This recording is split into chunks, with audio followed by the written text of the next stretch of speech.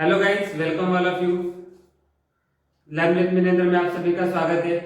यहाँ पे आपको कुछ कंडक्टिंग ईयर्स दिखाई दे रहा होगा। GATE conducting years 1993, 1999, 2005 and 2013 by IIT Bombay. So जो आप भी पढ़ाई कर रहे होगे, गेट के लिए प्रिपरेशन कर रहे होगे, तो ये प्रीवियस ईयर्स आपको बहुत इंपॉर्टेंस है, क्योंकि इस साल आईआईटी बॉम्बे कंडक्ट कर रहा है। तो आपको पिछले साल के जो भी आईआईटी बॉम्बे के पेपर मिलेंगे वो आप अच्छे से आप प्रिपेयर कर सकते हो, क्योंकि सेम कंसेप्ट रिपीट हो सकता है। ओके, तो हम आज के लेक्चर में यही देखने वाले हैं कि सिंपल स्ट्रेसेस सॉन्ग का एक सिंपल स्ट्रेसेस के मॉड्यूल के ऊपर जो भी प्रीवियस ईयर इन ईयर में जो क्वेश्चन आए हुए हैं वो देखेंगे। So let's start with that.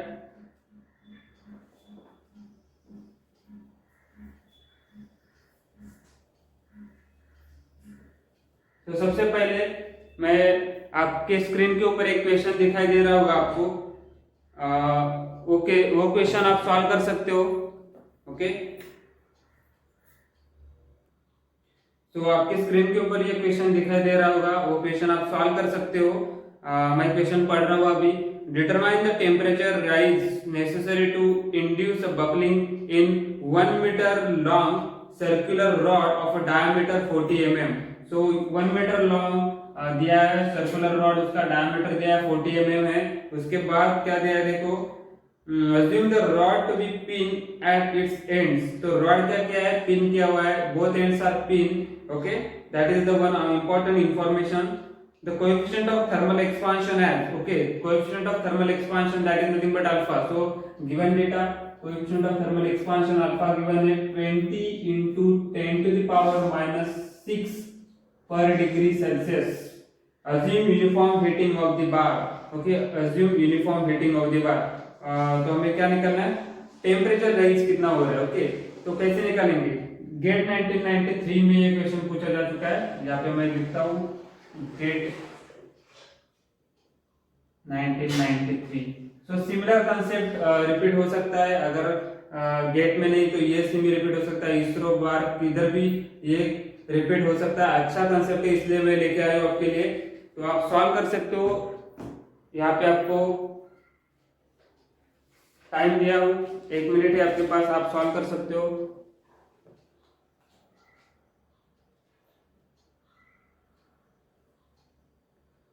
So question में क्या बोला है कि जो भी आपका ये बार है, रॉड है, वो बोथ साइड में पिन किया हुआ है। तो बकलिंग, यहाँ पे बकलिंग के बारे में भी बोला था।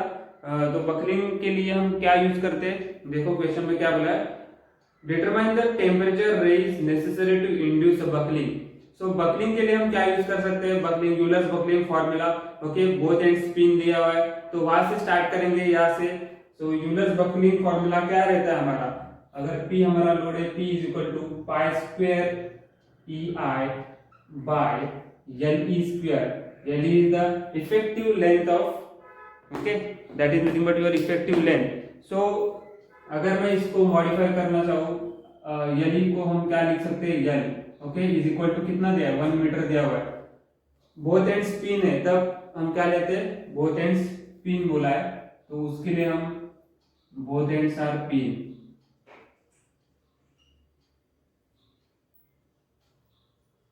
तो उसके लिए हम क्या लेते हैं, इफेक्टिव लेंथ सेम रहता है, L is equal to L. Okay, तो ये आपको अच्छे से पता होना चाहिए। चारों cases both ends are pin है, एक केस है बोथ एंड्स आर फिक्स है, एक हिंज है, एक पिन है। तो ये वेरियस केसेस रहते हैं, तो आपको ये पता होना चाहिए पहले से। ओके, तो बाद में हम यूज कर सकते हैं। तो यहाँ पे हम देख सकते हैं कि क्या आता है। अगर हमने यहाँ पे E को इधर शिफ्ट किया, तो यहाँ पे हमें क्या मिलेगा, pi square I by L E square. Okay, अभी मैं यहाँ पे अगर ये लिख देता हूँ कि पाई स्क्वायर आई को क्या लिख सकते हैं, pi by 64 into D to the power 4 divided by L E square. Okay, ये हमें मिल रहा है P by E. Okay, so हमें क्या चाहिए, what will be the temperature range to avoid that buckling। और बकलिंग इंड्यूस होने के लिए टेम्परेचर रेंज कितना कर सकते हो, तो टेम्परेचर रेंज पूछ रहे हैं यहाँ पे। बहुत ही अच्छा कंसेप्ट है। देखो तो यहाँ पे सम केस में मॉडिफाई कर सकते हैं। यहाँ पे हम यहाँ पे देखो कि मैं ऐसा भी लिख सकता हूँ यहाँ पे पाई बाय 4 डी स्क्वायर। तो यहाँ पे क्या बचेगा,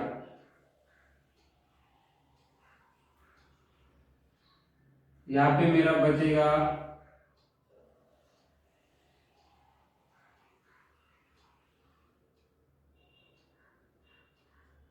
डी स्क्वायर बाय 16 बचेगा। देखो डी रेस टू 4 बाय 64 ही आता है divided by D square. Okay, तो ये जो पूरा टर्म है यहाँ पे मैं ब्रैकेट कर देता हूँ। आप देख सकते हो कि ये जो पूरा टर्म है, ये आपका टर्म क्या है, ये जो पूरा टर्म है उसको हम एरिया भी लिख सकते हैं, एरिया ऑफ दैट रॉड। सो यहाँ पे क्या होगा पी बाई ई, तो मैं क्या करूंगा यहाँ पे एरिया को नीचे लूंगा, इस पूरे एरिया को इधर लूंगा, तो मेरे पास क्या बचेगा पाई स्क्वायर डी स्क्वायर बाय 16 और एल स्क्वायर, यही बच रहा है। देखो पाई square D square by 16 L square, ये जो टर्म मॉडिफाई होकर आता है ये इंपॉर्टेंट टर्म है। ये टर्म आपको बहुत सारे क्वेश्चन सॉल्व करके देगा। लास्ट ईयर 2020 में भी 2 मार्क्स के लिए सेट 2 में सेम कॉन्सेप्ट के ऊपर क्वेश्चन बना हुआ है, इसी सेम कॉन्सेप्ट के ऊपर। अगर आपने 1993 का क्वेश्चन सॉल्व किया रहता तो आपका 2020 का क्वेश्चन भी हो सकता था 2 मार्क्स का। ओके, हम वो भी क्वेश्चन इस वीडियो में देखेंगे कि कैसे सॉल्व करेंगे उस क्वेश्चन को भी। तो सबसे पहले ये मिल रहा है, तो इसको हम क्या बोल सकते हैं, P by force divided by area, that is your sigma. Okay, stress divided by P। तो ये टर्म क्या होता है, स्ट्रेस बाय इलास्टिसिटी और यंग मॉड्यूलस को हम क्या लिख सकते हैं, स्ट्रेन लिख सकते हैं। तो ये मेरा बन गया स्ट्रेन। तो कैसे डिराइव किया स्ट्रेन देख रहे हो, सिंपल कांसेप्ट है, एरिया को डिवाइड कर दो, सिग्मा बाय ई आपका स्ट्रेन में कन्वर्ट हो जाएगा। तो हमें यहाँ पे क्या मिल रहा है पाई square D square by 16 into L square, ये मिल रहा है। और स्ट्रेन को हम क्या लिख सकते हैं in terms of temperature difference, strain को हम लिख सकते हैं, क्या लिख सकते हैं स्ट्रेन को हम अल्फा डेल्टा टी। सिंपल है, स्ट्रेन को हम लिख सकते हैं अल्फा डेल्टा टी, और ये जो डेल्टा टी है ये आपका टेम्परेचर डिफरेंस बनेगा या नहीं बनेगा, यही बनेगा आपका टेम्परेचर डिफरेंस। तो सिंपल है, put the values and solve it, you will get the answer. Okay, तो देखते हैं कि हमें क्या आंसर मिलता है यहाँ पे।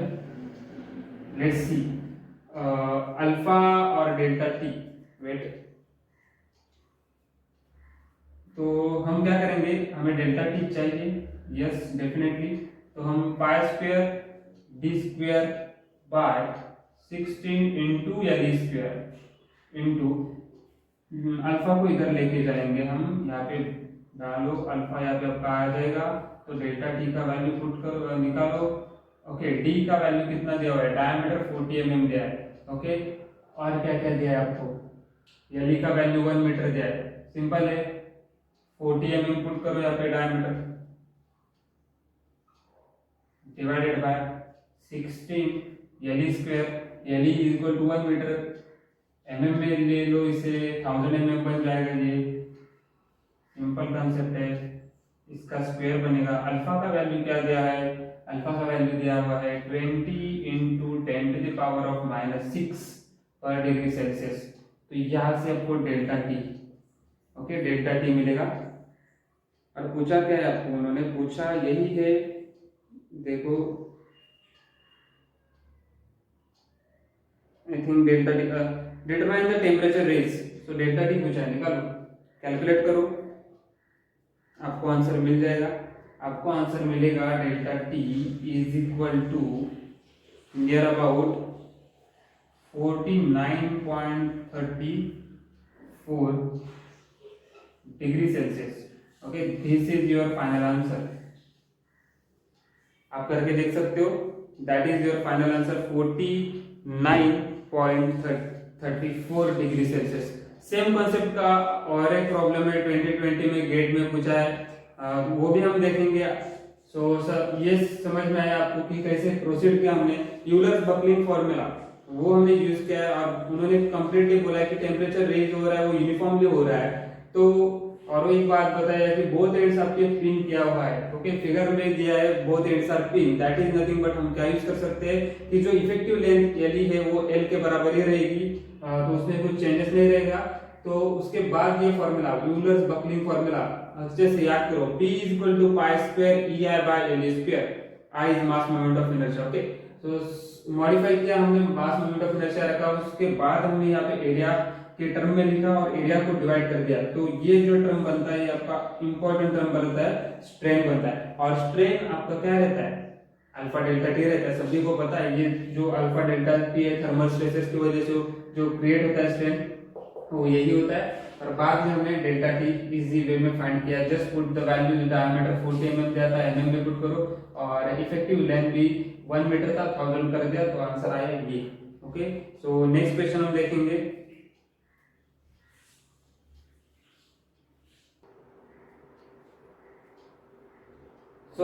अभी नेक्स्ट क्वेश्चन हम लेते हैं, गेट 2020 में सेट 2 में पूछा है ये क्वेश्चन, यहाँ पे लिख देता हूँ,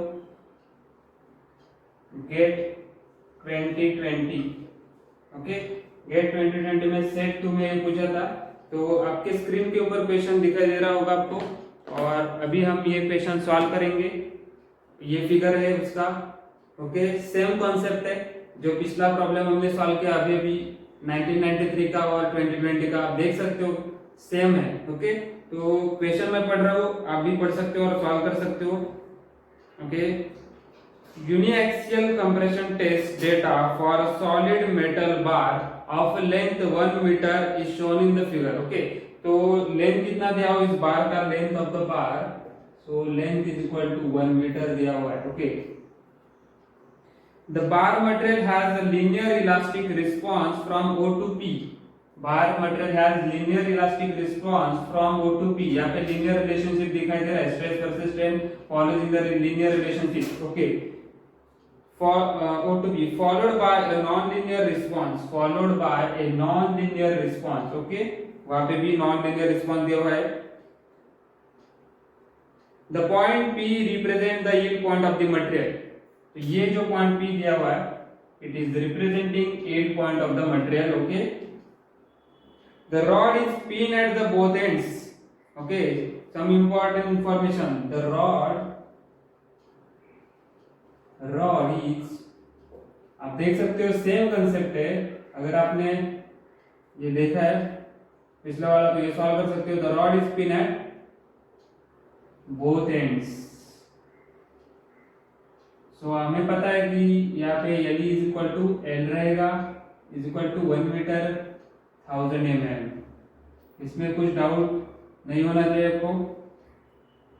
the minimum diameter of the bar so that it does not buckle under axial loading, so we have to find out what will be the minimum diameter of that rod so that it should not buckle under axial loading before reaching the yield point is, and we have to find the answer in mm, we have to put the answer in mm, diameter of the rod in mm, round off your answer to 1 decimal place, ये भी बोला है। तो चलो देखते हैं कि क्या क्या हो सकता है इसमें। ओके, तो ये गिवन इंफॉर्मेशन है, तो डायमीटर में डिजाइन करना है। पिछला क्वेश्चन था कि पिछला क्वेश्चन में हमें टेम्परेचर राइज कितना हो रहा था वो निकालना था।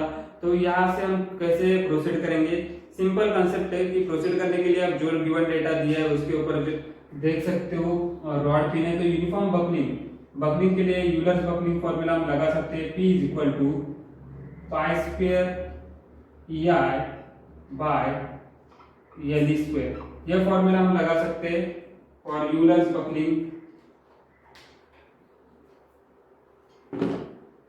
डेफिनेटली यही लगाएंगे और देखेंगे कि क्या होता है।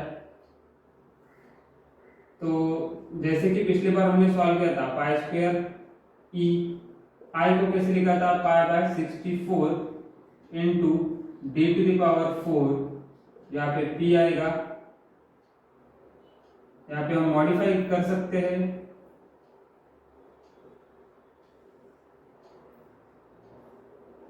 ये जो E है, इस E को हमने क्या कर दिया, यहाँ पे लेके आए। अभी हम क्या कर सकते हैं, और इसको मॉडिफाई करना चाहे तो पाई बाय 4 डी स्क्वायर यहाँ पे लिखेंगे और यहाँ पे क्या बचेगा आपका डी स्क्वायर डिवाइडेड बाय 16 बचेगा, ये डी स्क्वायर। सो यहाँ पे हमने क्या लिया, पी तो है, ए को इधर, ओके पी आपका है ऑलरेडी, ई यहाँ पे है, और ये जो टर्म है पूरा टर्म को उठाओ, ये बनेगा आपका area, particularly area of that rod π/4 D square. तो यहाँ पे ये पी बाय ए ही आएगा is equal to pi square D square by 16 into ये डी स्क्वायर। सेम फॉर्मूला हमने पिछली बार भी डिराइव किया था, सेम यहाँ पे भी डिराइव हो रहा है। P by A is equal to pi square D square by 16 into A D square, और ये जो पूरा टर्म है इस टर्म को हम बोलते हैं sigma by E, sigma by E से बोलते हैं because this is stress load by area, stress by E, sigma by E that is nothing but strain is equal to pi square D square by 16 into A D square. तो हमारे पास क्या दिया हुआ है यहाँ पे देखो कि अभी सॉल्व हो गया है problem, just you have to put strain at point E. So यहाँ तक हमें ये पी पॉइंट तक बोला इलास्टिक स्ट्रेन फॉलो करना है वो, ओके। और क्वेश्चन में ये भी बोला है the point P represent the yield point of that material, okay, the rod is spin at both ends, the minimum diameter of the bar so that it does not buckle under axial loading before reaching the yield point। so before reaching to yield point बोला है तो हम ये क्या है हमारा strain at point E, तो strain हम लिख सकते हैं strain at point E कितना है 0.002, ओके। तो ये strain हम यूज कर सकते हैं यहाँ पे, हमें strain at point P ये बोल सकते हैं कि यहाँ तक हम निकाल सकते हैं strain at point P हमारे पास है, तो 0.002 हमारे पास है, पाई स्क्वायर हमारे पास वैल्यू है, डी स्क्वायर हमें निकालना है अननोन है, into 16 into what will be the L square, L square is nothing but your 1000 mm, put the value and solve it। so from that you will get the diameter, okay। so how to find that diameter, just multiply 0.002 into 16 in wait a minute into 16 into 1000 square, okay, divided by pi square, so that will be a d square। आपको मिलेगा कुछ तो value of d square मिल रहा है 3242.27, just take a square root of that, तो answer मिल रहा है 56 पॉइंट समथिंग 941। तो 1 डिजिट में आपको बोला है round up your answer up to 1 digit, okay. तो आप लिख सकते हो आंसर आपका क्या है 56.9, okay, that is your answer in diameter in terms of mm। So